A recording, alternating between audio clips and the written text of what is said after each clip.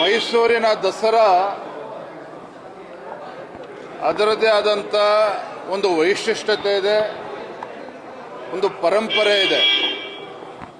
ಯಾವುದೇ ಸರ್ಕಾರಗಳು ಬಂದರೂ ಸಹ ಪರಂಪರೆಯನ್ನು ವೈಶಿಷ್ಟ್ಯತೆಯನ್ನು ಉಳಿಸ್ಕೊಂಡು ಮುಂದುವರಿಸ್ಕೊಂಡು ಹೋಗಬೇಕಾಗ್ತದೆ. ಈಗಾಗಲೇ ಸಂಸದರು ಆಗಿರುವಂತಹ ಯದುವೀರ್ ಒಡೆಯರ್ ಅವರು ಕೂಡ ಇದ್ರ ಬಗ್ಗೆ ವಿಚಾರವನ್ನು ಪ್ರಸ್ತಾಪ ಮಾಡಿದ್ದಾರೆ. ನಾನು ಗೌರವಾನ್ವಿತ ಮುಖ್ಯಮಂತ್ರಿಗಳಲ್ಲಿ ನಾನು ವಿನಂತಿ ಮಾಡುವಂಥದ್ದು, ನೋಡಿ, ಕಂಬಳ ಅದರದ್ದೇ ಆದಂಥ ವೈಶಿಷ್ಟ್ಯತೆ ಇದೆ. ನೀವು ಮೈಸೂರು ದಸರಾ ಅಂತ ತೆಗೆದುಕೊಂಡೋಗಿ ಗುಲ್ಬರ್ಗದಲ್ಲಿ ಮಾಡ್ತೀವಿ ಅಂತ ಹೇಳೋದಕ್ಕಾಗೋದಿಲ್ಲ. ವಿಶೇಷವಾಗಿ ಭಾರತೀಯ ಜನತಾ ಪಾರ್ಟಿ ಸರ್ಕಾರ ಇದ್ದಾಗ ಯಡಿಯೂರಪ್ಪವ್ರ ಮುಖ್ಯಮಂತ್ರಿಗಳಾಗಿದ್ದಾಗ ಕಂಬಳಕ್ಕೂ ಕೂಡ ಅನುದಾನವನ್ನು ಕೊಟ್ಟಿದ್ದರು. ನಾನು ಇಷ್ಟೇ ಹೇಳುವಂಥದ್ದು, ಮೈಸೂರು ದಸರಾ ಅದರ ಏನು ವೈಶಿಷ್ಟ್ಯತೆ ಇದೆ, ಪಾವಿತ್ರ್ಯತೆ ಇದೆ, ಅದನ್ನು ಉಳಿಸ್ಕೊಂಡು ಹೋಗಬೇಕಾಗ್ತದೆ. ಈ ರೀತಿ ಚರ್ಚೆ ಮಾಡ್ದೇ ಈ ರೀತಿ ತೀರ್ಮಾನ ತೆಗೆದುಕೊಳ್ತಕ್ಕಂಥದ್ದು ಖಂಡಿತ ಸರಿಯಲ್ಲ. ಪ್ರತಿಷ್ಠೆಯಾಗಿ ತಗೋಬಾರ್ದು.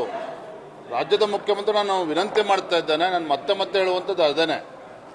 ಈ ದಸರಾ ವೈಭವ ಏನಿದೆ, ವೈಶಿಷ್ಟ್ಯತೆ ಏನಿದೆ, ಅದರ ಪಾವಿತ್ರ್ಯತೆಯೂ ಕೂಡ ಹಾಳಾಗಬಾರ್ದು. ಈ ಕಂಬಳ ತೆಗೆದುಕೊಂಡೋಗಿ ಕಂಬಳ ದಕ್ಷಿಣ ಕನ್ನಡದಲ್ಲೇ ರಾಜ್ಯ ಸರ್ಕಾರವೇ ಮುತುವರ್ಜಿ ವಹಿಸಿ ಇನ್ನೂ ಯಶಸ್ವಿಯಾಗಿ ಮಾಡಲಿ, ಅದಕ್ಕೆ ನಮ್ಮ ಸಂಪೂರ್ಣ ಬೆಂಬಲ ಇದೆ.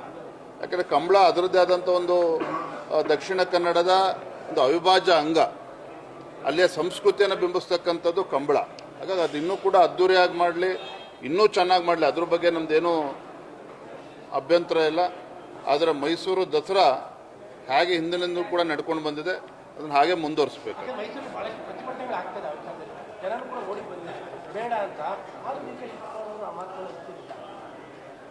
ಈ ರೀತಿ ಬಂಡತನವನ್ನು ಬದಿಗಿಟ್ಟು ರಾಜ್ಯದ ಮುಖ್ಯಮಂತ್ರಿಗಳು ಈ ನಾಡಿನ ಸಂಸ್ಕೃತಿ ಪರಂಪರೆ ಎಲ್ಲವನ್ನು ಕೂಡ ಉಳಿಸ್ಕೊಂಡು ಹೋಗ್ತಕ್ಕಂಥ ಕರ್ತವ್ಯ ಮತ್ತು ಜವಾಬ್ದಾರಿ ಅವ್ರ ಮೇಲೂ ಕೂಡ ಇದೆ. ಅದನ್ನು ಮಾಡಲೇಬೇಕಾಗ್ತದೆ. ಅದನ್ನು ನಾವು ಎಲ್ಲರೂ ಕೂಡ ಒತ್ತಾಯ ಮಾಡ್ತೇವೆ. ಗೊತ್ತದೆ.